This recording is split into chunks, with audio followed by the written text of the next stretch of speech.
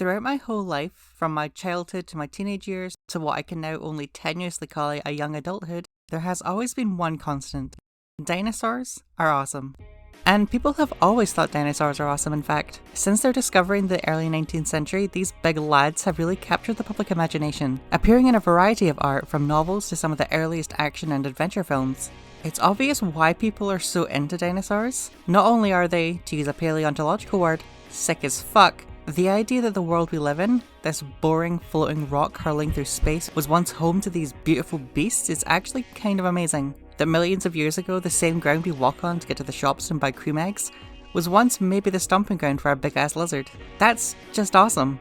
In the 1970s and 80s, we had the start of what some have called the dinosaur renaissance, where a bunch of new discoveries were made, and the field of paleontology had a boom period that is ongoing to this day. This is also where dinosaurs really started to creep back into the public conscious as well, with films like The Land Before Time introducing a new generation to dinosaurs and also major depressive disorder. The growing dinosaur bubble would reach a fever pitch in 1993 when Steven Spielberg's classic adventure film Jurassic Park. Simply the idea of being able to see these dinosaurs, which, through a mixture of innovative CGI and practical effects, looked almost photorealistic, was enough to put butts in seats in cinemas all around the world, becoming the highest grossing film ever made at the time. This is the start of what I would call Dino-mania, and you best believe I was here for that every step of the way. You see, I was born at the arse end of 1994, and as a result, I've always known a world where dinosaurs are awesome. Jurassic Park is one of the films I remember most fondly from my childhood, and Jurassic Park 3, while not a great film by any means, is the first time I remember being terrified in the cinema. I had dinosaur toys, I'm sure I had pajamas, I watched all those Land Before Time sequels, Chomper is my absolute boy and Big Water is a bop, and my parents knew that any film that came out with dinosaurs in it was a safe weekend trip to the cinema. And of course, I played the shit out of the video games. Basically, if there was a video game where dinosaurs were a main feature, I was here for it. Turok Evolution, abso-fucking-lutely. The Land Before Time Return to the Great Valley, big yes. Jurassic Park Operation Genesis. I promise I'll cover it as soon as I can find a way to get it to record. But there's another one, right? One that, as a self-described horror fanatic, I really should have included right at the start. The dinosaur game that everyone seems to remember playing as a kid, directed by my favourite game director, and combined dinosaurs and Resident Evil. Basically my two favourite things in the world. That game would be Dino Crisis. Hey, I'm Heather, and welcome to Retro Relapse.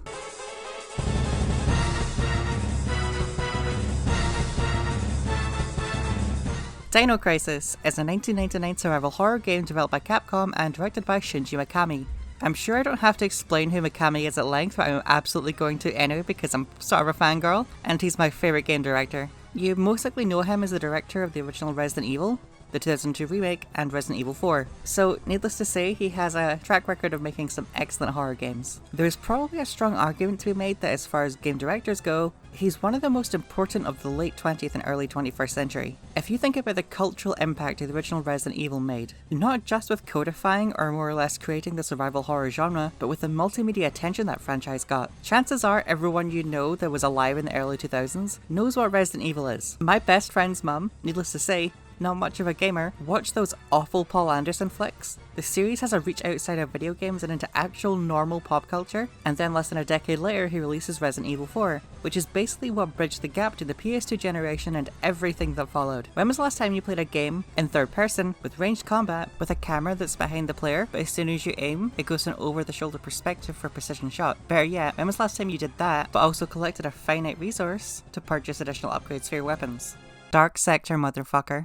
All jokes aside, Mikami's games have been highly influential in both the history of horror games and the contemporary releases we're still seeing to this day. It's just a shame that Mikami's recent releases have been a bit more hit and miss, with 2005's The Evil Within being an absolute disaster and one of the most disappointing games ever made to me personally. But that's 2015 Mikami. 1999 Mikami is peak Mikami. This has to be him and his team at Capcom Studio 4 at their absolute prime, right?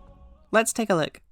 Dino Crisis opens with this Virgin Interactive bit which makes my eyes bleed, and we're thrown to the main menu, which follows on the survival horror tradition of being as stark yet suggestive. A lone dinosaur fruit, you say? I am intrigued and ready to get spooked. We begin our adventure with the Special Forces unit landing at an island research facility in search of the rogue scientist Dr. Kirk, who is believed to have died 3 years ago, but now seems to be spearheading a secret weapons research lab. We play as Regina, a smart-arse redhead, because this channel really needed another one of those, who alongside our partners Gale, Rick and Cooper are to apprehend Dr. Kirk. During the parachute parachute drop, Cooper finds himself blown off course and lands in the forest outside the facility. I imagine we'll get to see some scenes of him making his, oh, okay, we're just going straight for the T-Rex. Oh, I mean, okay, fair, I guess. We arrive at the island and we discover some mangled corpses that seem to have been shredded. That's disgusting. Thank you for your input, Regina. And this is where we find our first major point of divergence with Dino Crisis. Fully 3D environments. The original Resident Evil wasn't the first game to use pre-render backgrounds to give its environments a grander scale and visual fidelity than hardware would otherwise allow for, far from it, but they became a staple of the PS1 era Resident Evil games. The plus side of pre-render backgrounds is that you can more or less just put a JPEG and some collision detection on screen and call it a day, and it allows for areas to look much nicer than the PS1 could ever render in 3D. But there are plus sides to 3D rendering as well, largely being that every item in the environment is actually physically there in 3D space, and as a result you can do more interesting camera work without having to draw a whole new JPEG, and Dino Crisis takes full advantage of this. From the first environments in the game, Dino Crisis is so eager to show off its camera work in sexy new environments, with big sweeping motion shots and interesting camera placement throughout basically the whole game. The cutscenes especially are far more fluid and dynamic than the PS1 Resident Evils, with the camera slipping and swooping all over the joint, and it makes some of the more interesting cutscenes in the PS1. It's not Metal Gear Solid 3 or anything, but it's nice to see an upgrade from Resident Evil's very stilted and static cutscenes. It means we also get a close-up look at some of these character models, and they're actually really good looking. Some of these close-up models even have rendered noses. Fucking noses! Honestly, the whole game is just really pretty for a PS1 game, and I think these are definitely some of the most impressive 3D graphics on the console. A lot of 3D games have a bit of a problem when it comes to blank space, with areas feeling empty and barren, but Dino Crisis thankfully avoids this. Instead of larger levels that can be traversed with no loading time, the game is split room by room, and as a result, these areas have far more detail in them than in some games with larger levels. Plus look at that skybox! I fucking love a good skybox.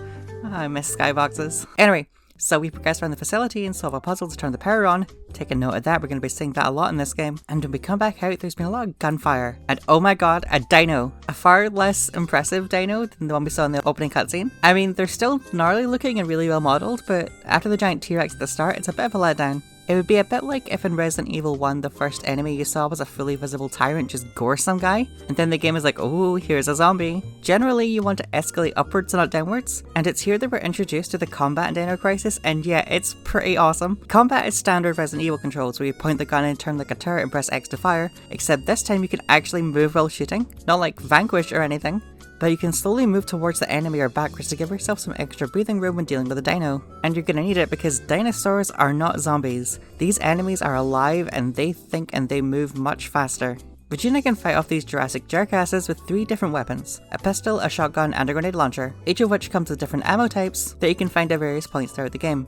At first I actually felt like Dino Crisis was being particularly stingy with its ammo, since I really think I only ever found about 60 pistol bullets, and it takes almost 20 to down a single dino. This was until I realised that you aren't really supposed to kill every dino you see, and now I get it, like obviously that's the case. I mean, Resident Evil's like that too. But the raptors and the other dinos are so fast and usually take up the entire breadth of the hallway that I felt like I was falling victim to a lot of cheap shots. That was until I realised that tranquilizers are the way to go. The shotgun can fire small, medium and large darts, each of which will stun dinosaurs for a set period of time, and smaller darts take more shots to take down the dino. Once you've done this, you're basically free to run around the room doing what you please. This adds some tactical depth to the game, since you'll have to weigh up whether or not you're willing to spend precious ammunition on permanently taking a dino out of the picture, or whether you're willing to spend the more plentiful darts to temporarily stun them, meaning you'll have to run the same risk analysis every time you enter that same room. Darts also take up precious resources, as Dino Crisis has a crafting, or mixing, system that kinda caught me off guard. Throughout the island facility you'll find a bunch of pre-made items like health kits and resuscitation kits, but more often than not you'll find anesthetic aid, or recovery aids, or multipliers. These items can be combined to create various other items like health kits, or improve the quality of health kits you already have, but notably they can also be made to create darts for your gun.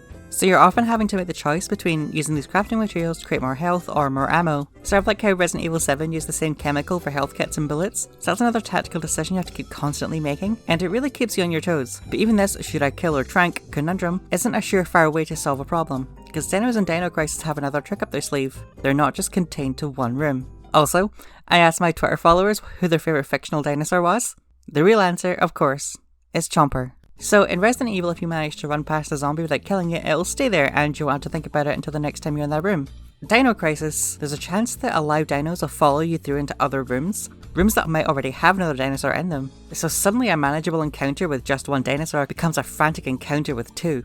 and your plans are all up in the air, and it's often better to just run away. This is so good, and something Mikami would incorporate into the GameCube remake of Resident Evil. When you take the differing enemy behaviour into account, it feels far more dynamic than Mikami's previous horror games. There's even a dedicated quick turn button before Resident Evil even had it. And this game absolutely has Resident Evil's blood running through its veins and more than just the controls and the combat. Everything from the fact that there's a nifty save room theme, it's honestly an underappreciated bop, to the bizarre labyrinthine main building to explore, it's all here.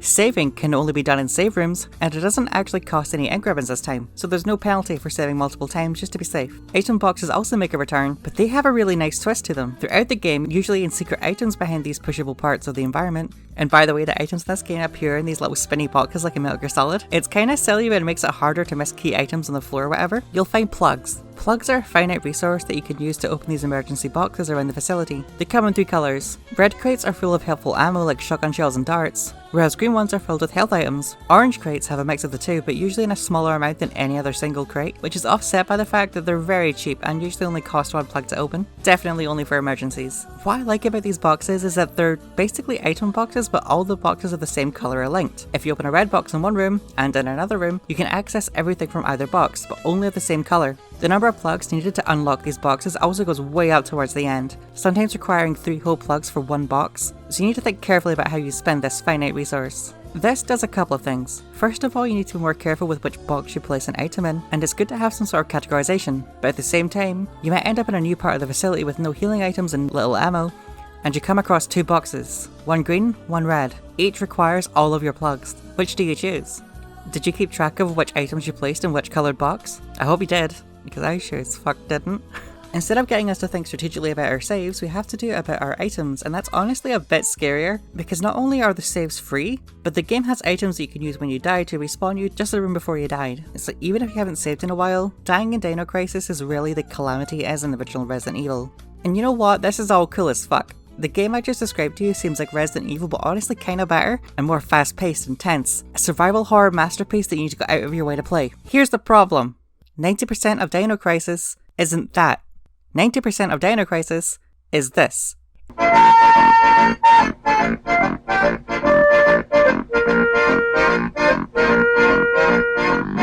It breaks my fucking heart, you know. Every time I go back and play a PS1 game for this channel, one that I'd never played before, and I'm experiencing for the first time, it feels like I spend an hour with the game and fall deeply in love with it, and then all of a sudden the game decides to press the dumb shit button, and I'm just stuck spending the remaining 4 hours doing stuff that is totally counter to the game's true potential. Go watch my medieval video if you haven't, it's decent. Dino Crisis gets so much right, but it gets so much wrong, and to explain how it gets things wrong, I'm gonna have to make a lot of comparisons to Resident Evil 1, which I think is only fair since this game definitely rode off Resident Evil's runaway success, so let's go. So there are functionally 3 different aspects to the original Resident Evil: exploration, puzzles, and mandatory boss fights. Usually what happens is you arrive in a new area, start exploring, and then solve some sort of puzzle, which gives you an item you need to get the boss of an area before moving on to the new area where the cycle repeats. This is as true for RE1 as it is for RE8. The thing about Resident Evil games is that they usually have things paced really well, and puzzles are a key part of the game, but they're not the main focus. You're playing a horror game, not a puzzle game. Dino Crisis has everything kind of ass backwards. Instead of exploring to find puzzle pieces to unlock more of the map, you explore areas to find puzzle pieces to open the next puzzle area in order to access the next puzzle, which eventually leads you to restarting a piece of machinery which is, you guessed it, a puzzle. You'll enter a room full of dinosaurs, and your reward for clearing it will be a key, but even the keys themselves have puzzles. Most of the keys in Dino Crisis are SDK keys. Hey, so this is Editing Heather here. I keep calling these things SDKs throughout the whole video. It's DDK. I know that, just I have no excuse. It was like 2 in the morning. Anyway, back to the video. There are 2 halves to each key and you need both to open the door. But before the door opens, you need to do a little word puzzle. These would be fine as a one-off, but there are at least 5 of these in the game and they just get more obtuse as the game progresses. They're not hard, not by any means, but it means navigating this clumsy non-QWERTY keypad which boils my brain a little to solve the puzzle, and then you're finally let in. In Resident Evil, when you pick up the armor key or whatever, it was enticing, it was mysterious. I wonder which fresh hell awaits me beyond this sexy door. New zombies, new weapons, maybe an ink ribbon or 3. In Dino Crisis, when you get an SDK again, it is uniformly a feeling of, oh fuck, not this again. And they're far from the worst offenders when it comes to puzzles. Easily my least favourite ones are the crane lifting puzzles, where you have to input commands into a computer but you can only use each direction once, and then you have to wait while it slowly crawls over to the crate, and then input more commands, and while it just slowly crawl over again, and I'm just sitting there with my controller in my hands thinking, mate, there are literal fucking dinosaurs outside the room right now. It feels like a bit of a way to pad the game's length without having to design any interesting dinosaur encounters, because to be blunt, there really aren't that many. These dinosaurs look great and they're really nicely animated and I love them, but eventually they just become a nuisance. Just something clogging up the halls between you and the next SDK Sudoku that you need to input so you can enter a room where you probably have another crane to lift, and you probably have more than enough ammo to take out every dinosaur in the game, which there aren't that many of. They come in 3 flavors. The raptor, the big raptor, and the mini raptor, and that's really your lot, apart from the flying ones.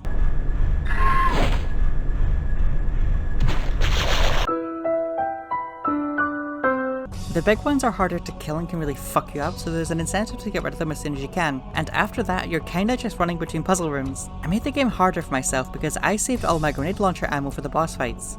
I've played this genre before a game.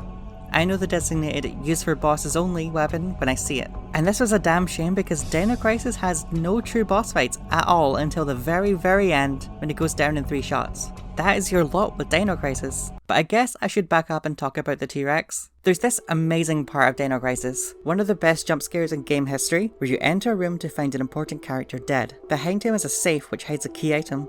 And this is right near the start of the game, so you're thinking to yourself, oh cool, I'm making progress. And there's this little bit of elation that gets entirely snuffed out when this happens.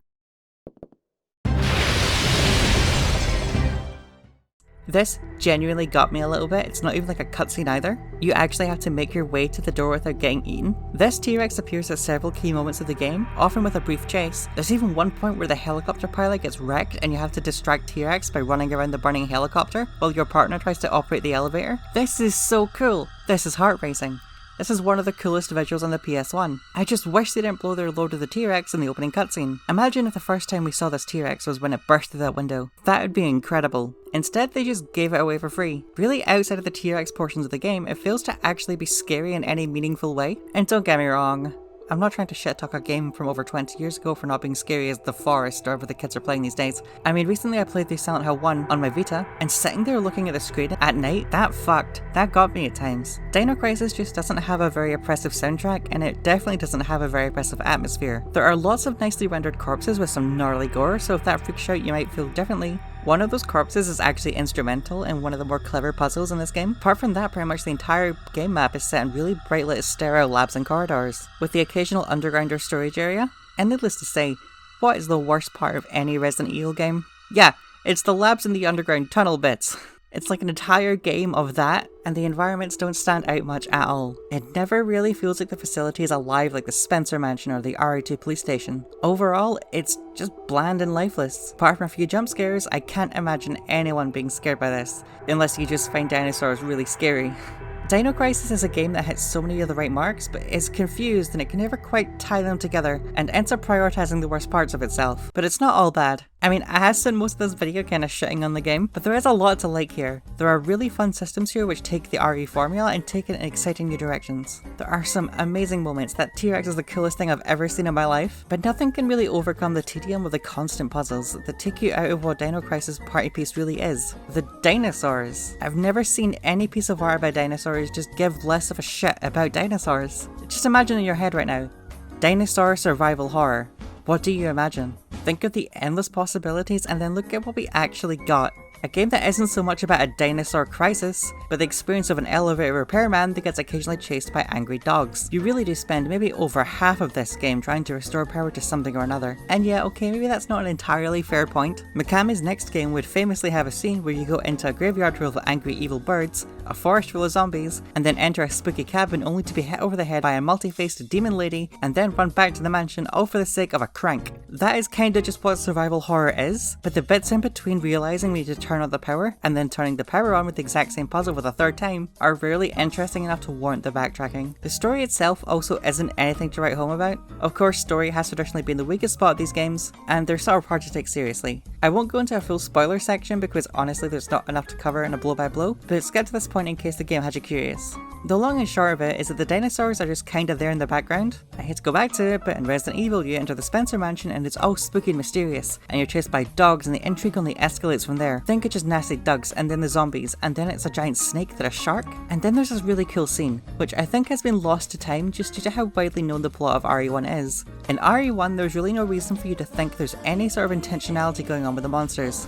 They seem like just freak accidents, until you get the slides that reveal that they all have names and were specific test subjects. It's a nice wee twist in the last quarter of the game that recontextualizes the horror. Dino Crisis does have some twists going on, but it's mostly a very straightforward story about finding Dr. Kirk because he's a bad lad. Then you find Dr. Kirk, and you realise he brought the dinosaurs from a rip in space-time because, well, he's a bad lad. And that's kinda just it. We get some nice interplay between the characters, but the story itself has few surprises beyond the space-time stuff. What I will give Dino Crisis credit for are these little diverging paths in the story. Regina's two surviving squad mates are Gale, a hardened by the book we must finish the mission at all cost type, and Rick, who is a more compassionate, less focused on completing the mission than making sure he and his squad mates get out alive. Gale's sections usually involve some running and gunning with the dinos, whereas Rick's branches generally lead down less confrontational and more puzzle-oriented routes. So there's some replay value here to give the game total credit. There's also 3 different endings and a bunch of unlockables too, so it does again follow in that Resident Evil tradition of encouraging multiple playthroughs to see everything the game has to offer. Another fun thing I noticed is that Dino Crisis was released just months before RE3, which actually shares a lot of similar ideas to Dino Crisis. The idea of certain persistent enemies following you through doors, and a nigh unkillable big bad is probably the most obvious example. But these diverging paths are also unmistakably RE3. You can have a quick turn. There's also certain times where the player will need to mash buttons to escape Nemesis' grip. Just like how in Dino Crisis, there are button mashing scenes when this alert prompt appears. They're sort of like Q2Es in a way, but not really, but it did beat Shenmue to the shelf by 5 months. So after all that, should you play Dino Crisis? Despite what I've said so far, I'm gonna give it a cautious yes. I think that if you're a big horror fan, PS1 fan, or even just kinda into dinosaurs, you'll find something worthwhile in Dino Crisis. Just don't go expecting RE2 with dinosaurs because you're not gonna get that here. You're gonna find an RE-inspired horror game with some fun combat and exploration, but a heavy emphasis on very repetitive puzzles. If that sounds like something you'd like, go nuts, champ, I am proud of you. For everyone else, I would say approach with caution. It doesn't help that Dino Crisis is one of those PS1 games that is tragically unavailable outside of physical copies. You have the PS1 version, which while it isn't the worst priced game on the console by a long shot, will cost you slightly more than your average Resident Evil game. And if you have to choose between adding this or RE2 to your collection, well actually probably buy this because it's not going to stay this cheap for very long, I can tell you that for free. Pricing is even worse if you're a nutcase and want to own the Dreamcast version, which I hear has improved graphics and maybe some extras. Ditto for the PC release, which is actually very reasonably priced in comparison. I imagine it's a fucker to get running on modern PCs though. I have seen footage out there of mods for the game that sex it up a little, so there's probably a community out there who want to buy a copy and get it running on Windows 10. There are of course other methods of playing Dino Crisis, but none of them are particularly legal or available in the UK. Sadly it never got thrown up in the PSN store like the RE trilogy and Silent Hill, and that's a real bummer. Dino Crisis doesn't have the cultural footprint that Resident Evil does, not even close, but it's still fondly remembered and it sold well, with the original selling 2 million copies. Regina has appeared in other games including the turn-based action game Namco vs Capcom, and that Dead Rising 3 parody fighting game on the Xbox Live Arcade. And she was an unlockable skin in Resident Evil 3. Of course, the most notable product to come of Dino Crisis are the sequels. Dino Crisis 3 is apparently a hot garbage Xbox exclusive set in space, with a jetpack and it basically killed the series stone dead. Dino Stalker is the third game in Capcom's Gun Survivor series, a series of light gun games based on Resident Evil and Dino Crisis, most infamous for Resident Evil Survivor, a light gun game that notably did not come with light gun support, because Capcom wanted to be respectful after the Columbine massacre. That's a story for another video. And of course Resident Evil Dead Aim, the best RE game you never played. But of course, the next game in the series is Dino Crisis 2. Everyone I've ever spoken to about Dino Crisis has always said, yeah, just skip to 2. I know people who adore this game with every fibre of their being. I've heard nothing but rave reviews, and it's apparently a much better game with a more action focus, and it's apparently a lot of fun. I've never played it. If you want me to cover it, let me know in the comments below, I'd definitely be interested. Where is the next Dino Crisis is a question players have been asking themselves for the better part of 20 years now. Capcom's lips are characteristically sealed on the issue, but they have said a new entry is entirely possible if there's enough demand. Capcom's been on a bit of a roll lately. Apart from the missteps with the RE3 remake, they've really been bringing back their old franchises and giving them the respect they deserve. I'm not crazy high on RE2 remake, but 7 is great and 8 is one of the best games ever made. Top 10 easily. Capcom has showed that when they put their mind to it and treat an old property with respect, it can make utter magic, and I really hope Dino Crisis gets the love and respect that it deserves in the near future. Hey, thank you all so much for watching, I hope you enjoyed. Retro Relapse is a Patreon supported show, and I would like to give a shout out to my £5 or more patrons: House of the Ted, Noel Kasler, Martimus Prime 089, Myrexica, and JC. I hope you enjoyed. Follow me on Twitter, leave a like and subscribe, and I'll catch you next time.